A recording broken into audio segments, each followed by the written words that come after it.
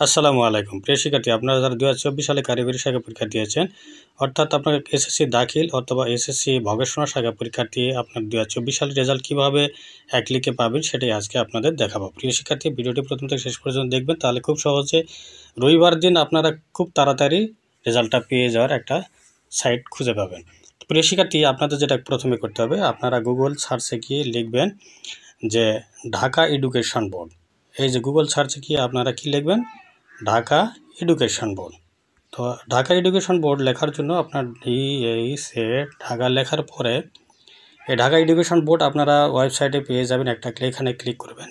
Click করার পরে আপনারা এই ঢাকা এডুকেশন বোর্ডের একটা লিঙ্ক পেয়ে যাবেন। এই লিঙ্কে আপনারা ক্লিক করবেন। ক্লিক করার পরে আপনাদের যেটা করতে হবে, ঢাকা ওয়েবসাইটটি আপনাদের সামনে দেখানো হবে। কোন জায়গায় যায় আপনারা রেজাল্ট খুঁজবেন সেটা এখানে এই যে রেজাল্ট আর্চিভ নামে একটা জায়গা আছে, এই রেজাল্ট আর্চিভে গিয়ে আপনারা ক্লিক করবেন। রেজাল্ট আর্চিভে গিয়ে এটা ক্লিক করে দিবেন, তাহলে আপনাদের এই রেজাল্টের জায়গাতে নিয়ে যাবে। প্রিয় শিক্ষার্থী, এরকম একটা ইন্টারফেস যখন আপনারা দেখতে পাবেন, এখানে আপনাদের যেটা করতে হবে, এখানে যে তথ্যগুলো চাওয়া হচ্ছে সেই তথ্যগুলো দিয়ে দিবেন। তো দিয়ে দেওয়ার জন্য আপনাদের প্রথমে এক্সামিনেশনের নাম দিতে হবে। এক্সামিনেশনের নাম যেহেতু আপনাদের কিসের রেজাল্ট দেখবেন, আপনার এসএসসি ভকেশনাল রেজাল্ট দেখবেন।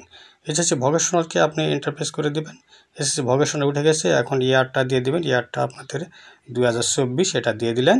এরপরে আপনাদের যেটা করতে হবে, টেকনিক্যাল এডুকেশন বোর্ড উঠে আসে, তারপরে রোল নাম্বারটা সিলেক্ট করে দেবেন।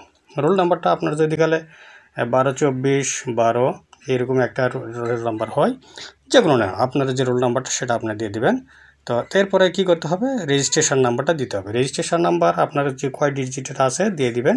এরকম যদি আপনার রেজিস্ট্রেশন নাম্বার হয়, আপনার রেজিস্ট্রেশন নাম্বার দেওয়ার পরে আপনাদের যেটা করতে হবে, এই যে একটা সংখ্যা দেখা যাচ্ছে, এই সংখ্যাটা কী করতে হবে, যোগ করে দিতে হবে। 3, 4 যে সংখ্যায় আপনাকে দেওয়া হোক না কেন, এই সংখ্যাটা যোগ করে এখানে বসে দিতে হবে। আর এখানে দেওয়া আছে 3 আর 4, যোগ করলে হবে 7। এই 7 আমি দিয়ে দিলাম। এরপরে আপনাদের শেষ কাজটা যেটা করতে হবে সেটা হলো সাবমিট। এই সাবমিট বাটনে ক্লিক করতে হবে। সাবমিট বাটনে যখনই আপনি ক্লিক করলেন, তখনই আপনার কাঙ্ক্ষিত রেজাল্টটা পেয়ে যাবেন। প্রিয় শিক্ষার্থী, যদি আপনার তথ্য দিতে কোথাও ভুল হয়ে থাকে, তাহলে রিসেট বাটনে ক্লিক করবেন। তাহলে আবার নতুন করে সব তথ্য দেওয়ার পরে সাবমিট বাটনে ক্লিক করলেই আপনাদের কাঙ্ক্ষিত রেজাল্টটা পেয়ে যাবেন। প্রিয় শিক্ষার্থী, আপনাদের রেজাল্ট সবার ভালো হোক। কে কী রেজাল্ট করলে সেটা কমেন্টে জানিয়ে দেবেন। আজ এ পর্যন্ত, আপনাদের সুস্বাস্থ্য যদি এরকম লাগে শেষ করছি। খোদা হাফেজ।